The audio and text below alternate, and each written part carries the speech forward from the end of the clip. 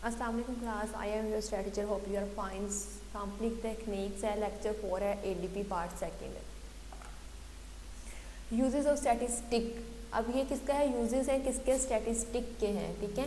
It is first it is use to estimate the population parameter. इसको क्या करते हैं हम, एस्टिमेट करने के लिए पॉपुलेशन पैरामीटर को एस्टिमेट करने के लिए क्या यूज़ करते हैं, स्टैटिस्टिक करते हैं। स्टैटिस्टिक आपके पास क्या होता है कि आपके पास जैसे ये टी टेस्ट था, उसके बाद काई स्क्वायर था, जी टेस्ट जो है ये आपके पास स्टैटिस्टिक होते हैं, ये एक आपके पास क्या होता है, फार्मूला होता है, ठीक है। नेक्स्ट है आपके पास इट इज़ यूज टू, इसको क्या किया जाता है, यूज़ किया जाता है टेस्ट द हाइपोथेसिस को टेस्ट करने के लिए about population parameter. About population parameter को यूज़ करने के लिए क्या करते हैं, हाइपोथेसिस को टेस्ट करने के लिए क्या करते हैं, इसको स्टैटिस्टिक को यूज़ करते हैं।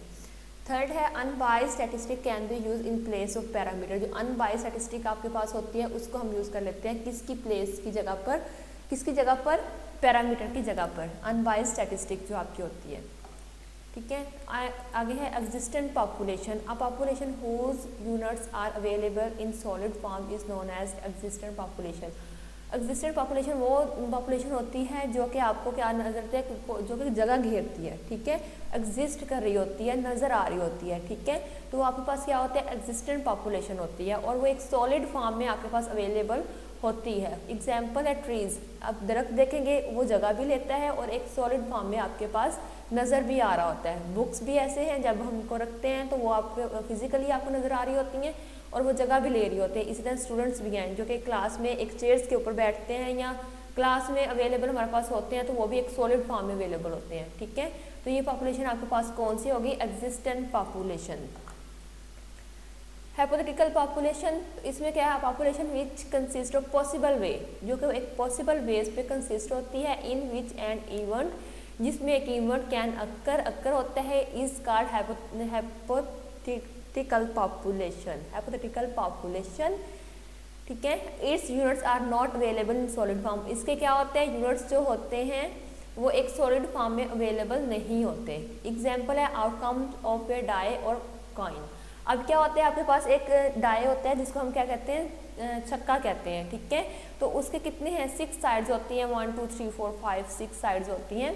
तो जब आप उसको क्या करते हैं, उसको थ्रो करते हैं तो उसके जो आपके पास पॉसिबल आउटकम्स आते हैं तो आप उनको काउंट कर रहे होते हैं, ठीक है।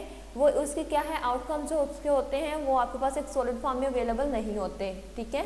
तो उसको, और इसी तरह आपके पास एक कॉइन होता है, एक सिक्का होता है। जब आप उसको क्या करते हैं, इस सिक्के को टॉस करते हैं तो आपके पास क्या आता है, यहाँ तो आपके पास उसका हेड आता है, यहाँ आपके पास टेल आता है, ठीक है। आप यही कहते हैं ना, हेड आ गया या टेल आ गया। एक सॉलिड फॉर्म में अवेलेबल नहीं होते उसके जो आउटकम, जिसको हम उसका जो रिजल्ट होता है वो एक सॉलिड फॉर्म में नहीं होता।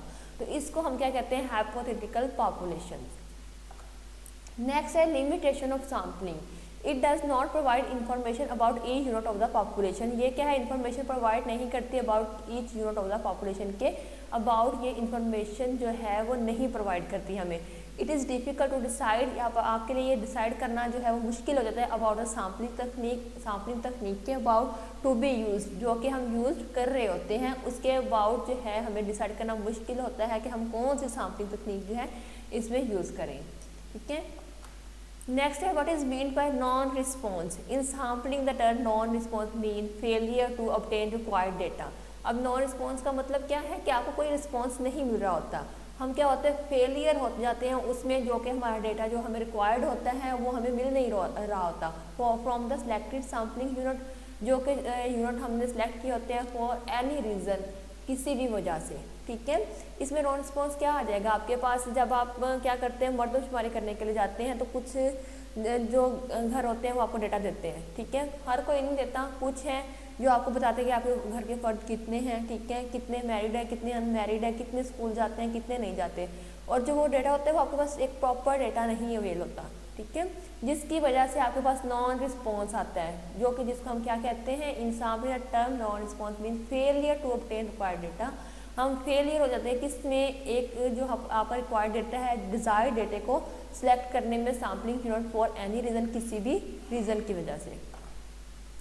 नेक्स्ट है standard deviation. Positive square root of variance is called standard deviation.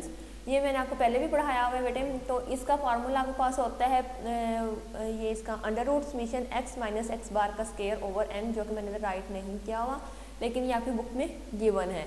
और it is noted bye s, इसको क्या करते हैं हम s से नोट करते हैं, ठीक है। Variance, average of square deviation of values from mean. क्या होता है average of square deviation summation x minus X bar का होल स्केयर ओवर n, ठीक है। तो क्या होता है average of square deviation of values from mean is called variance, it is noted bye s square. क्या करते हैं इसको x स्केयर से डिनोट करते हैं, और एवरेज स्केयर डेविएशन होता है ऑफ वैल्यूज फ्रॉम मीन। और इस तरह हमने अर्थमेटिक मीन की एक प्रॉपर्टी पढ़ी थी, average of deviation of values from mean is 0 होता है, लेकिन average square deviation of values from mean is called variance, ठीक है। End of today's lecture. Thank you so much class. अल्लाह हाफिज़।